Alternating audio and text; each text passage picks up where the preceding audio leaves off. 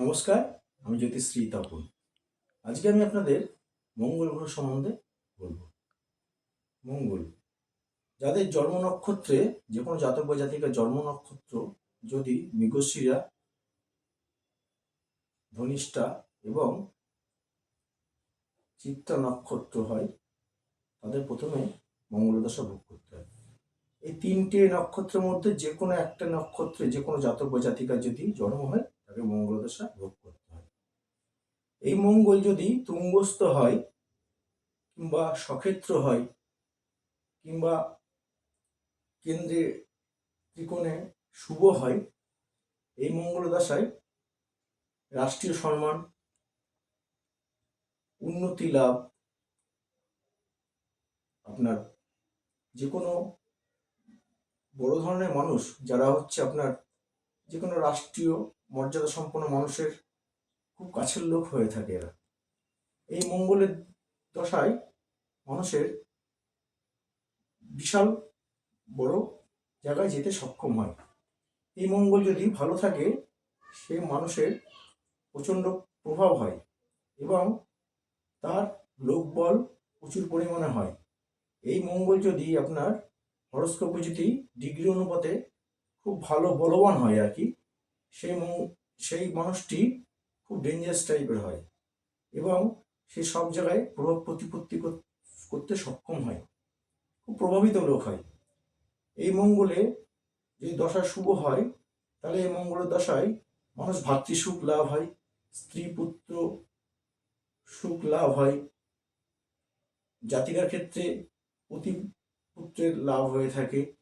এই মঙ্গলের দশায় মানুষের গৃহ, ভূমি এগুলো লাভ হয় এবং এই মঙ্গলের দশায় মানুষের যে কোনো কাজ, চেষ্টা সেই চেষ্টা তাদের সফল হয় এবং অর্থ লাভ হয়, ভূমি লাভ হয়, বিভিন্ন রকমের যে মানুষের যেগুলো চাওয়া পাওয়া, সেগুলো কিন্তু এই মঙ্গলের দশায়, শুভ মঙ্গলের দশায় মানুষ পেয়ে থাকে।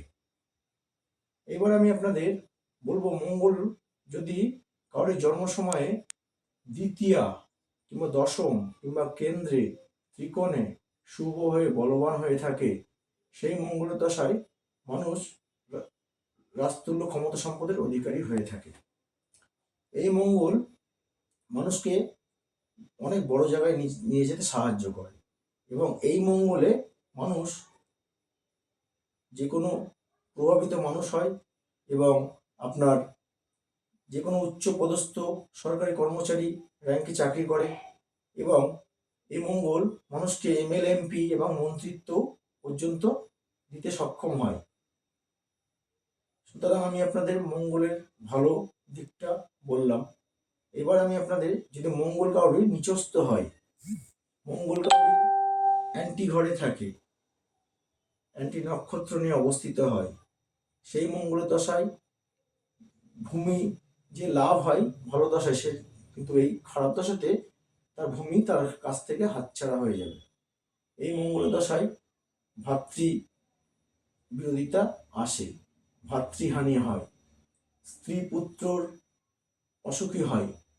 এই মঙ্গলের দশায় যে জাতকের স্ত্রী কিংবা মাতৃ হানি হয়ে থাকে, এই মঙ্গল এর দশায় মানুষের জীবনহানি হতো বাধ্য করায়।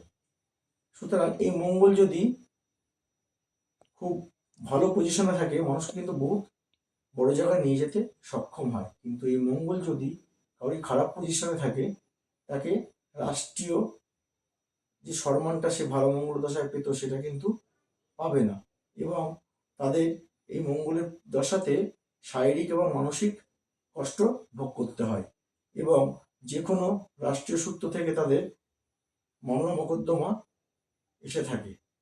সুতরাং এই মঙ্গলের ভালোটা আপনাদের আমি বললাম এবং খারাপটাও আমি সংক্ষেপে এগুলো বললাম। যদি আপনাদের ভিডিওটি ভালো লেগে থাকে, তাহলে আমার পাশে আপনারা থাকবেন। আজকের মতো এই পর্যন্ত। নমস্কার।